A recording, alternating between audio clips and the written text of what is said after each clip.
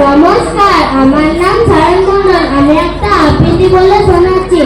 আবৃত্তির নাম স্বাধীনতা তুমি কার। হাসি মুখে ওরা মেনেছে আত্মত্যাগ, হাসি মুখে ওরা মেনেছে রূপান্তর। অনায়াসে ওরা বরণ করেছে কারা, কঠিন শপথে ভুলেছে নিজের ঘর। স্বাধীনতা, ওরা স্বাধীনতা চেয়েছিল। স্বাধীনতা মানে স্বেচ্ছাচারিতা নয়, চেয়েছিল মার অশ্রু মুছে দিতে তার হৃদয়ের ক্ষত ভয়। মুছে দিতে ওরা চেয়েছিল লুণ্ঠন, চেয়েছিল হোক শোষণের অবসান।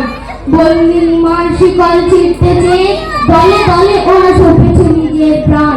এসব আমরা কে আর জানি না বলো, কিন্তু বলো তো তাকিয়ে চতুর্দিকে আমরা কজন বুঝতে পেরেছি আজও স্বাধীনতা এই কথার মর্মটিকে। তাহলে কি করে লুণ্ঠন আজও জারি?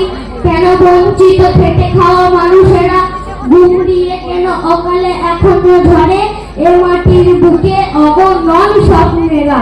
ভিজে কেন যায় প্রিয় সদস্যের মাটি স্বজনের খুনে আজও এতদিন পর?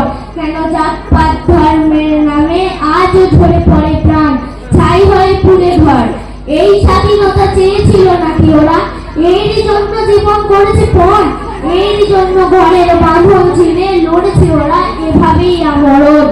স্বদেশ প্রেম তো পতাকা ওড়ানো নয়, নয় যে কেবল বোধ হওয়া উৎসবে। যেদিন এসেছে কান্না রক্ত ঘামে, বোধ নিয়ে তাকে বরণ করবো কবে? শত শহীদের স্বপ্ন কি ছিল ভুল? এভাবেই যদি সরে যায় অনাচার, বেসুমা আমায় ডুবরে উঠবে না তো? স্বাধীনতা, ওগো স্বাধীনতা তুমি কার? নমস্কার।